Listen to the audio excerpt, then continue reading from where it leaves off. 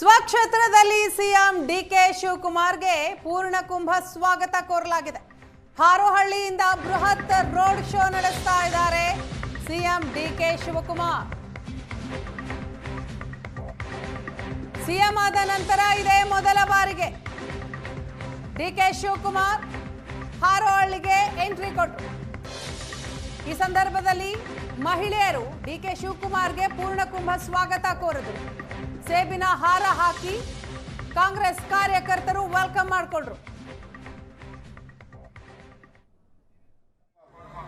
ಆಯ್ತು, ತಪ್ಪಾಗಿದೆ, ಕ್ಷಮಿಸ್ಬಿಟ್ಟು ಎಲ್ಲರನ್ನ ಒಟ್ಟಿಗೆ ಸೇರಿ ಮುಂದಕ್ಕೆ ಎಲೆಕ್ಷನ್ ಅಲ್ಲಿ ನನಗೆ ಯಾವ ರೀತಿ ನೀವು ಅಸೆಂಬ್ಲಿಲಿ ಕೆಲಸ ಇದ್ರಿ ಅದೇ ರೀತಿ ಒಟ್ಟಿಗೆ ಎಲ್ಲರೂ ಕೂಡ ಒಟ್ಟಿಗೆ ತೆಗೆದುಕೊಂಡು ಹೋಗುವಂತ ಕೆಲಸ ನೀವೆಲ್ಲ ಸೇರಿ ಮಾಡಬೇಕಾಗ್ತದೆ. ಅದಕ್ಕೆ ನಾನೆಲ್ಲ ಕಾರ್ಯಕರ್ತರು ಕೂಡ ಈ ಸಂದರ್ಭದಲ್ಲಿ ನಾನು ಮನವಿಯನ್ನ ಮಾಡ್ಕೊಳ್ತಾ ಇದ್ದೀನಿ. ಈ ತುಗಡಿ ಏನಿದೆ, ಈ ಭಾಗ ಅಕ್ಕಪಕ್ಕ ಏನಿದೆ, ಇಲ್ಲಿ ಅನೇಕ ಜನ ನೀವೆಲ್ಲ ನನ್ನ ಕಷ್ಟ ಕಾಲದಲ್ಲಿ ಪ್ರಾರ್ಥನೆ ಮಾಡಿದ್ದೀರಿ, ದೇವ್ರಿಗೆ ಅರ್ಕೆ ಕೊಡ್ಕೊಂಡಿದ್ದೀರಿ, ಕೇಸ್ ಹಾಸ್ಕೊಂಡಿದ್ದೀರಿ, ಹೋರಾಟ ಮಾಡಿದ್ದೀರಿ, ಎಲ್ಲ ಕೂಡ ತಾವೆಲ್ಲ ಮಾಡಿದ್ದೀರಿ. ನಿಮ್ಮೆಲ್ಲರ ಶ್ರಮ, ಆ ಶ್ರಮಕ್ಕೆ ಇವತ್ತು ಫಲ ಸಿಕ್ಕಿದೆ. 2 ದಿನ ಲೇಟ್ ಆಗಿರ್ಬೋದು, ನಾನಿಲ್ಲ ಅಂತ ನಾನು ಹೇಳುವುದಿಲ್ಲ.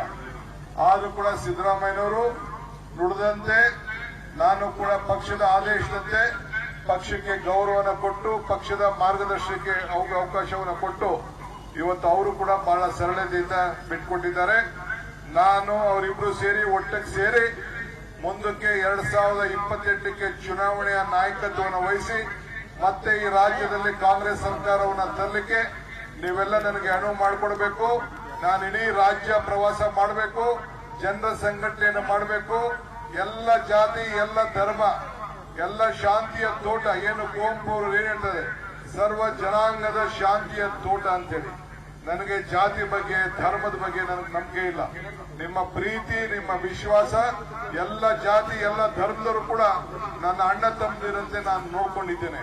ಅದೇ ರೀತಿ ನಾನು ಕಾಪಾಡ್ಕೊಂಡು ಹೋಗ್ತೇನೆ. ಇಷ್ಟು ಬಹಳ ಅಭಿಮಾನ ಪೂರ್ವಕವಾಗಿ ನಾನು ಬಂದಂತ ಸಂದರ್ಭದಲ್ಲಿ ಆರ್ವಳ್ಳಿಲಿ, ಕಗ್ಲಿಪುರ, ತಲಗಟ್ಪುರ ನೀವೆಲ್ಲ ಸೇರಿ ನನಗೆ ಸ್ವಾಗತವನ್ನ ಕೊಟ್ಟಿದ್ದೀರಿ. ಇದನ್ನ ಮುಂದುವರ್ಸ್ಕೊಂಡು ಹೋಗ್ಬೇಕು. ನಾವು ಕೂಡ ಕೆಲಸ ಮಾಡಬೇಕು. ಗಲಾಟೆ ಮಾಡ್ಕೊಳಕ್ ಹೋಗ್ಬೇಡಿ. ಯಾವ ಪೊಲೀಸ್ ಸ್ಟೇಷನ್ಗೆ ಹೇಳಿದ್ದೀನಿ ನಾನು, ಕೇಸು ಪಾಸು ಬರೀ ಊರಲ್ಲೆಲ್ಲ ರಾಜಿ ಮಾಡ್ಕೊಂಡಿರ್ಬೇಕು. ಕೇಸ್ ಹಾಕೊಂಡ್ರೆ ಯಾರನ್ನೋ ಹೊತ್ತು ಸೇರಿಸ್ಬೇಡಿದ್ರು ಕೂಡ ನಾನು ಹೇಳಿದ್ದೇನೆ.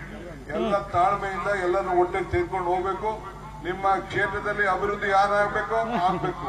ಸೊ ಎಲ್ಲರೂ ಕೂಡ ಸಮಾನತೆಯಿಂದ ನೀವೆಲ್ಲ ಕಾಣಬೇಕು. ಎಲ್ಲ ತಾಯಂದಿರು ಎಲ್ಲರೂ ಕೂಡ ಹೆಣ್ಮಕ್ಳಿಗೆ ಈಗೇನು ನಾನು 5 ಗ್ಯಾರಂಟಿ ಕೊಟ್ಟೆ, ನಾನು ಪಕ್ಷದ ಅಧ್ಯಕ್ಷನಾಗಿ ಏನು ಗ್ಯಾರಂಟಿ 5 ಗ್ಯಾರಂಟಿಯನ್ನು ಕೊಟ್ಟೆ. ಈ 5 ಗ್ಯಾರಂಟಿ ಇಡೀ ರಾಷ್ಟ್ರಕ್ಕೆ ಒಂದು ದೊಡ್ಡ ಗ್ಯಾರಂಟಿಯಾಗಿ ಇಡೀ ವಿಶ್ವ ನಿಮ್ಮ ಮಗ ಕೊಟ್ಟಂತ ತೀರ್ಮಾನವನ್ನ ಎಲ್ಲ ಮೆಚ್ಚಾ ಇದ್ದಾರೆ. ಸೊ ನಾನು ಸಿದ್ದರಾಮಯ್ಯನವರು ಮೊದಲನೇ ಸಂಪುಟದಲ್ಲೇ ನಾವೆಲ್ಲ ಸೇರಿ ಆ ತೀರ್ಮಾನವನ್ನು ಮಾಡ್ದು. ಇವತ್ತು ಆ ಯೋಜನೆಗಳು ಅದೆಲ್ಲ ಸರಿಯಾದ ರೀತಿಯಲ್ಲಿ ನ್ಯಾಯಬದ್ಧವಾಗಿ ಜನರಿಗೆ ತಲುಪಬೇಕು. ಆ ರೀತಿ ನೀವೆಲ್ಲ ಸೇರಿ ಕೆಲಸವನ್ನ ಮಾಡಬೇಕು. ನಾನು ಮುಂದಕ್ಕೆ ಇದೇ ತೂಣಿಗೆ ಬಂದು ಭೂಮಿ ಪೂಜೆಯನ್ನ, ಆಸ್ಪತ್ರೆ ಭೂಮಿ ಪೂಜೆಗೆ ನಾನು ಮಾಡ್ತೇನೆ. ಮಾಡಂತ ಸಂದರ್ಭದಲ್ಲಿ ಇನ್ನು ಅನೇಕ ವಿಚಾರಗಳನ್ನ ನಾನು ಹಂಚಿಕೊಂಡು ನಾನು ಮಾತಾಡ್ತಾ ಇದ್ದೆ. ನಾರಾಯಣಗೌಡರು ಕೂಡ ಇಲ್ಲಿ ಬಂದಿದ್ದಾರೆ. ನನಗೆ ಬೆಂಬಲವಾಗಿ ಕಷ್ಟ ಕಾಲದಲ್ಲಿ ಎಲ್ಲ ಕೂಡ ಅವರು ಕೂಡ ನಿಂತ್ಕೊಂಡಿದ್ದಾರೆ. ಇವತ್ತು ಅಲ್ಲೆಲ್ಲ ತುಣಿಪುರ ಸ್ವಾಮಿ ರೋಡಲ್ಲಿ ನಿಂತಿದ್ದ, ಅದ್ಯಾಕೆ ರೋಡಲ್ಲಿ ನಿಂತಿದ್ದ ಗೊತ್ತಿಲ್ಲ, ಇಲ್ಲಿ ಬರ್ಬೇಕಾಯ್ತು. ರೋಡಲ್ಲಿ ನಾನೆಲ್ಲ ನೋಡಿದೆ ತುಣಿಪುರ ಸ್ವಾಮಿನ. ದುರ್ಗೇಗೌಡರು ಪಾಪ ನನ್ನ ಮೇಲೆ ಎಲೆಕ್ಷನ್ ನಿಂತಿದ್ದು, ಅವರು ನನ್ನ ಜೊತೆ ನಿಂತ್ಕೊಂಡು ಬೆಂಬಲವಾಗಿ ನಿಂತಿದ್ದಾರೆ. ಸೊ ದೊಡ್ಡ ಹುಡುಗರು, ಯುವಕರ ಭವಿಷ್ಯ, ಈ SIR ಏನ್ ಬಂದಿದೆಯಲ್ಲ, ಎಲ್ಲರೂ ಕೂಡ ಹೊಸದಾಗಿ ಅರ್ಜಿ ಹಾಕೋಬೇಕು. ನೀವು ಹಳೆ ನಂದು ಓಟ್ ಇದೆ ಅಂತ ತಿಳ್ಕೊಂಡ್ರೆ ನಿಮ್ಗೆ ಆಗೋದಿಲ್ಲ. SIR ಅಲ್ಲಿ ಮತ್ತೆ ನೀವು ಅರ್ಜಿ ಹಾಕ್ಬೇಕು. ನೀವು ಅರ್ಜಿ ಹಾಕಿ ನಿಮ್ ಓಟ್ ಸೇರಿಸಬೇಕು. ಓಟ್ ಸೇರಿಸಿಲ್ಲ ಅಂದ್ರೆ ನಿಮ್ಗೆ ಅಕ್ಕಿ ಸಿಕ್ಕುದಿಲ್ಲ, ಕರೆಂಟ್ ಸಿಕ್ಕುದಿಲ್ಲ, ಮತ್ತು ನಿಮ್ಮ ಗೃಹಲಕ್ಷ್ಮಿ ಸಿಕ್ಕುದಿಲ್ಲ. ಇದೆಲ್ಲ ತಲೆಯಲ್ಲಿ ಇಟ್ಕೋಬೇಕು. ನೀವು ಎಲ್ಲ ಭಾಗ್ಯಗಳು ಇವತ್ತು ಎಲ್ಲ ಗ್ಯಾರಂಟಿಗಳು ಸಿಗ್ಬೇಕಾದ್ರೆ ನೀವು ಓಟು ಕನಕಪುರದಲ್ಲೇ ಉಳಿಸ್ಕೊಳ್ಬೇಕು. ಕನಕಪುರದಲ್ಲಿ ಓಟ್ ಉಳಿಸ್ಕೊಂಡಾಗ ಮಾತ್ರ ನಿಮ್ಗೆಲ್ಲ ಕೂಡ ಅನುಕೂಲ ಆಗ್ತದೆ. ಇದು ನಿಮ್ ತಲೆಯಲ್ಲಿ ಇರಬೇಕು. ದಯವಿಟ್ಟು ಯಾರು ಬೆಂಗಳೂರಲ್ಲಿ ಹೋಗಿ ಉದ್ಯೋಗಗೋಸ್ಕರ ಇದ್ದೀರಿ, ಅವನ್ನೆಲ್ಲ ಕೂಡ ಓಟನ್ನ ಸರಿಯಾದ ರೀತಿಯಲ್ಲಿ ತನ್ನ ಸ್ವಂತ ಮನೆಯಲ್ಲಿ, ಊರಿನಲ್ಲೇ ಕೂಡ ಓಟನ್ನ ಉಳಿಸ್ಕೊಳ್ಳಿಕ್ಕೆ ನೀವೆಲ್ಲ ಸೇರಿ ಮಾಡಬೇಕು. ಸೊ ಎಲ್ಲ ವರ್ಗದವ್ರು ನನಗೆ ಇವತ್ತು ನಾನು ಯಾಕೆ ಫಸ್ಟ್ ಇಲ್ಲಿ ಕನಕಪುರ ಬಂದಿದ್ದೀನಿ ಅಂತಂದ್ರೆ, ನೀವು ಬೆಂಗಳೂರು ಬಂದು ನಾನು ಭೇಟಿ ಮಾಡೋಕೆ ಆಗುದಿಲ್ಲ. ಕಷ್ಟ ಆಗ್ತದೆ, ಕ್ಷಮಿಸಬೇಕು. ಇಡೀ ರಾಜ್ಯದಿಂದ ಜನ ಬರ್ತಾರೆ.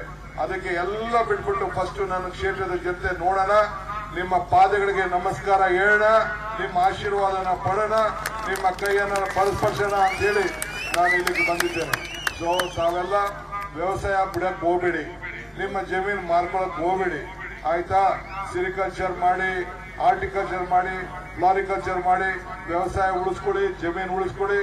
ಜಮೀನು ಬೆಂಗಳೂರು ದಕ್ಷಿಣ ಜಿಲ್ಲೆ ಅಂತ ಮಾಡಿದ ತಕ್ಷಣ ಏನಾಯ್ತು, ನಿಮ್ ಜಮೀನೆಲ್ಲ ಗಗನಕ್ಕೆ ಕೊಂಡೋಯ್ತು, ಆದಾಯ ಎಲ್ಲ ಪಾತಾಳಕ್ಕೆ ಬಂದ್ಬಿಡ್ತು, ಬೆಲೆ ಗಗನಕ್ಕೆ ಹೋಯ್ತು. ಇನ್ನೇನ್ ಕೊಡ್ಬೇಕು? ಸೊ ಹಾಗೆ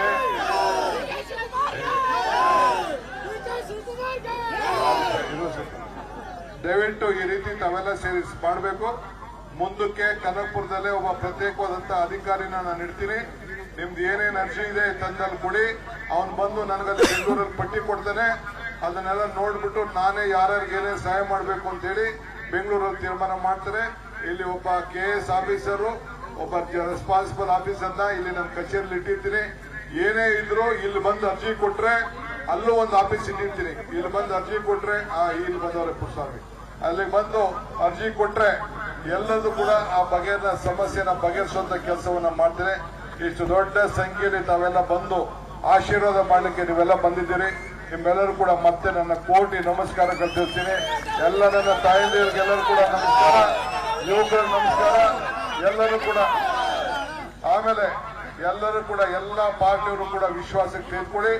ಎಲ್ಲರೂ ಕೂಡ ರಾಜಕಾರಣ ಒಂದು ಹಂತಕ್ಕೆ ಪಟ್ಟಾಯ್ತು. ಯಾರ ಮೇಲೂ ದೇಶ ಬೇಡ, ಯಾರ ಮೇಲೂ ಗಲಾಟೆ ಬೇಡ, ಯಾರನ್ನು ದೂಷಣೆ ಮಾಡೋದು ಬೇಡ. ಅವರ ಕರ್ಮ, ಅವ್ರು ಒಳ್ಳೇದು ಮಾಡಿದ್ದು ಕೆಟ್ಟದ್ದು ಮಾಡೋದೆಲ್ಲ.